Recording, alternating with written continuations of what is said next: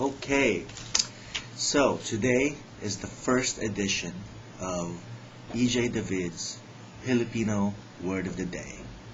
As I said yesterday, this is for people to help develop a more positive and complete understanding as well as appreciation of the Filipino culture. But also this is for my son Laka, who I want to grow up knowing the Filipino language and also appreciating his Filipino culture.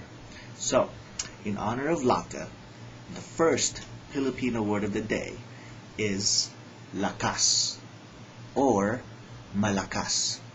Lakas or malakas. First, let's look at lakas. Lakas means strength, force, or vigor.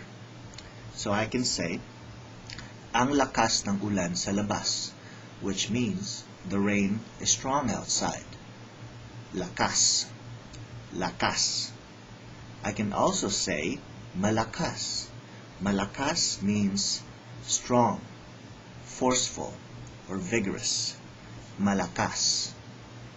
So I can also say malakas ang ulan sa labas, which means the same thing as I said earlier.